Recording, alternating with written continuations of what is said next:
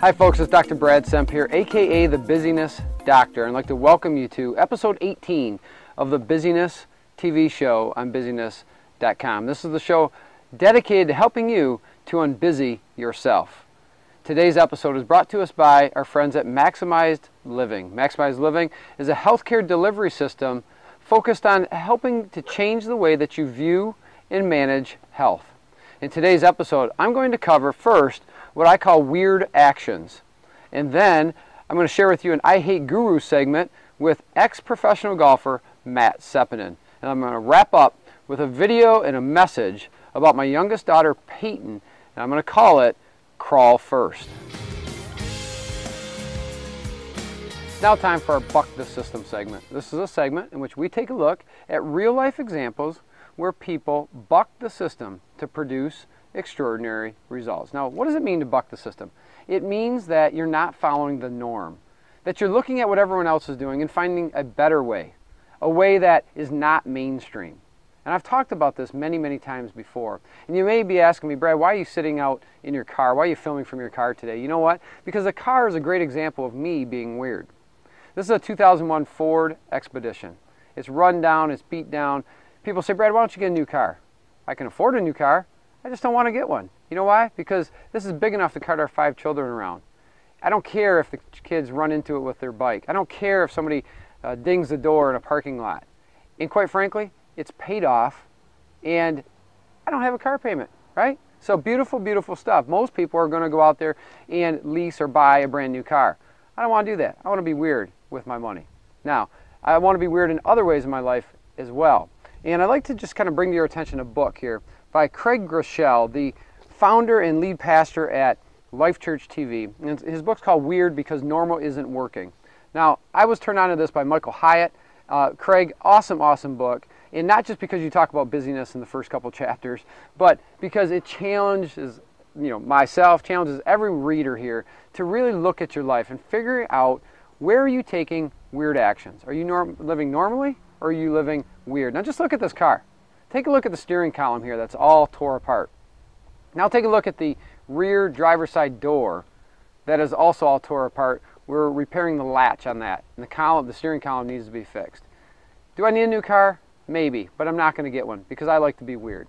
So what is it? What are the actions in your life and at work in the ways in which you are identifying and taking weird actions to produce extraordinary results? Scroll down below. I'd love to hear your comments on both the weird action concept, but also to talk about what weird actions you're taking. So let me know, and I'd love to engage with you there. It's now time for our I Hate Guru segment. This is a segment in which I interview not gurus, but experts. And today I have a very special guest. He is a former professional golfer on the PGA Tour, and he's a good friend of mine who now I look to help me with my golf game.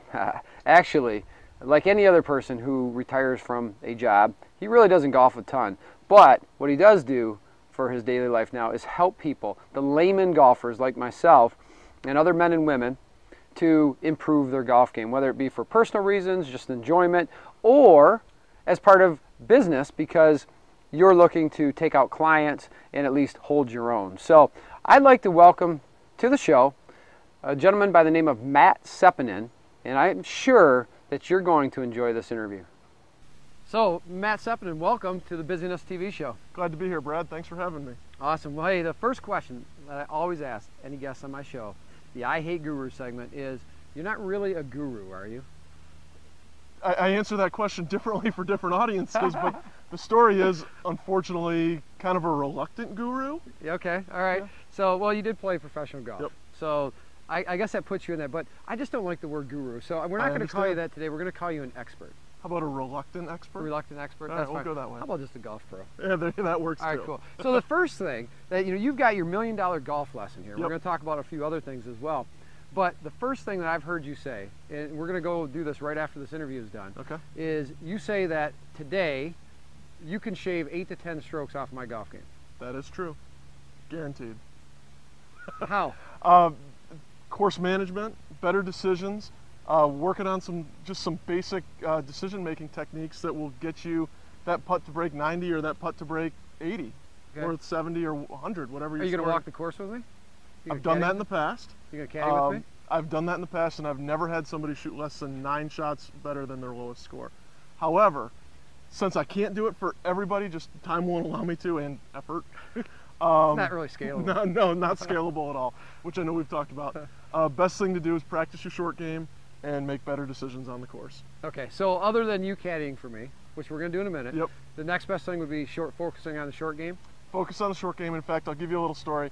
My wife, we spent a winter in Arizona getting ready to play the tour one year, and my wife went out January 1st we played. When we first got out there, she shot 110. For the next 3 weeks, she'd go practice her short game when I'd go practice my short game, and she didn't go every day and for the full 3 hours that I'd spend on it, but she'd go 2 or 3 times a week for an hour, and the next time she played, she shot 84. So it's all short game. Now, granted, those results aren't typical, that kind of thing. Hey, but put a disclaimer on that one. But I know how to practice, and I know how to get people better at golf, and not only does it work for me, it works for other people as well. Awesome. So we have limited time right now Yep. in this particular interview, but what is the biggest mistake that an amateur golfer makes to maybe sabotage, their golf game and their score? I see most amateurs will make the mistake. They'll go out and they'll hit balls for 4 hours or 2 hours or whatever it is, and they'll work on what Golf Digest tells them to do, and then they'll go play on Saturday and they won't get any better, and then the next time they go play, they'll watch the Golf Channel and they'll get a tip there and they'll go work on that, and they're not getting any better because there's no continuity in what they're working on, and so they get really frustrated and they end up really developing a distaste for the game. Yeah. That's the biggest mistake I see amateurs do. Pretty similar to the entrepreneur market, how you're chasing that shining red ball. So somebody says do this, they go do that, they buy that product or course, and then they go over there and they buy that other product or course. Yeah. And that's where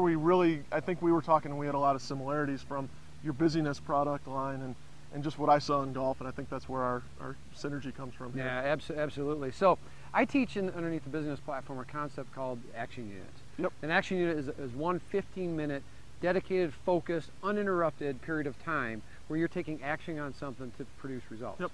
So in golf, maybe from a practice perspective, busy people, there's a lot of busy people, a lot of businessmen and women that like to golf or do so as part of their job, but they don't have time necessarily to get out as much as they'd like.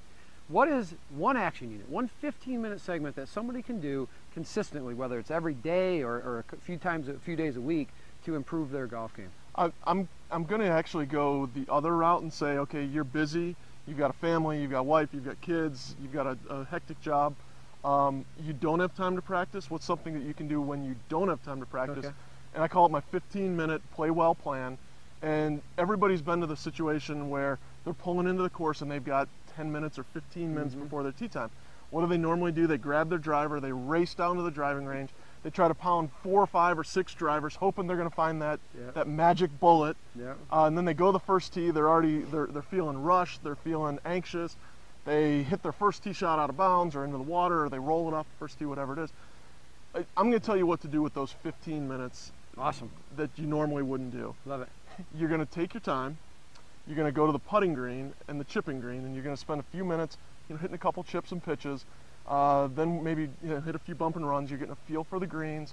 You're going to spend some time hitting some short putts. And when I say short putts, I mean 3-footers, 2 3-footers. Just get used to seeing the ball go in the hole. It's amazing how calming and relaxing that is. Then work on some long putts, because chances are you're going to have a long putt on your first hole. If you can 2-putt that instead of 3-putt, and it changes your focus for the round. And then spend your last couple minutes before you head to the tee, just hitting some 4 or 5-footers, going through your normal routine that you'd go on the golf course. So you're essentially rehearsing what you'd do out there. Yep. Walk over to the tee, take a few loose, relaxed swings, and then away you go. I love it. And I know, Matt, you went through very fast on that 15-minute, but in Unbusy Secrets, you're going to get the opportunity to watch a much larger, longer, more in-depth interview with Matt, where we're going to cover that particular point, really for me, the process of exactly that 15 minutes of how to leverage that time. So. And I know in the longer interview, there's also, that's the 15 minutes before you play. I'm also going to tell you what's the most important thing you do the 15 minutes after you tee off. So I'm going to give them 2 action minutes. I love it. So, we're out of time for now. Where can somebody find you? Golf63.com. Check it out. Golf63.com. So Matt Seppanen, thanks for being here. Pleasure. Pleasure as always. Take care.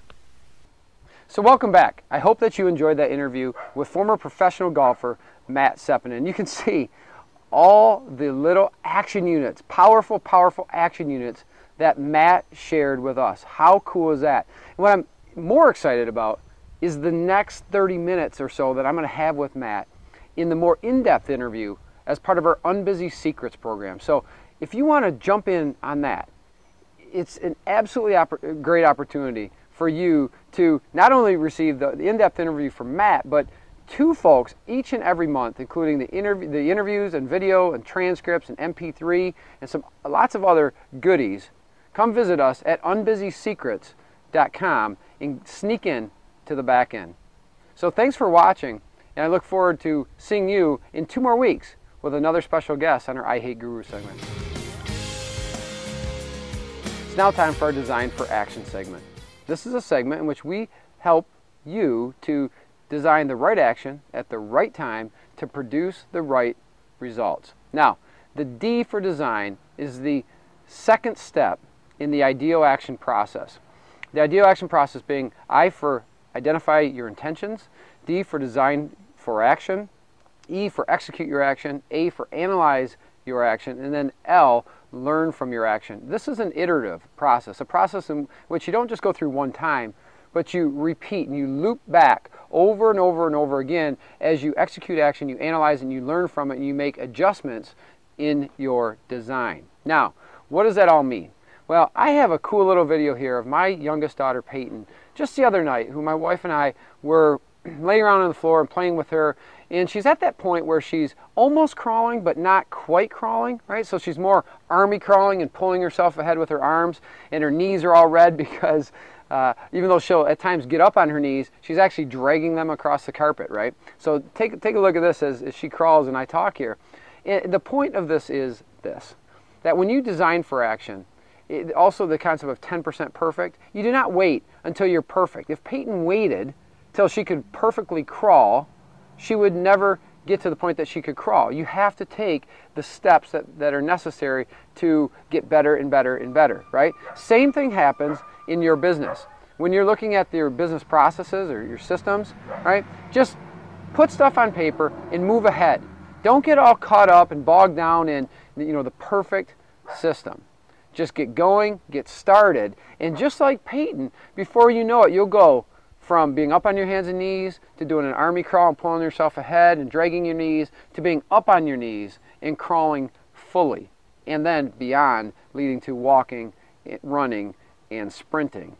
So the same way that Peyton is evolving and learning, that's what each of us needs to do in our life, in our business, as we take action to move from busyness to unbusy. Don't get caught, don't get stuck, do the best you can, move forward, and then go back and improve.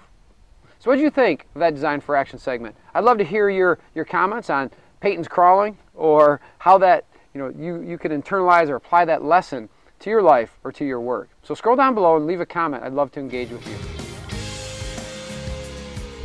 So that wraps up today's episode of the Busyness TV show. I'd like to thank you for watching and invite you back each and every Thursday here at busyness.com. You can subscribe here by entering your name and email address to receive show notifications each and every week, or by going to and subscribing at iTunes.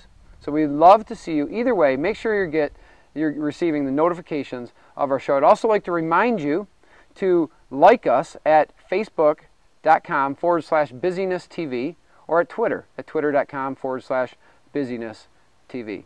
I'm Dr. Brad Semp. I'd like to thank you for watching. I look forward to seeing you right back here next Thursday. Take care and bye-bye.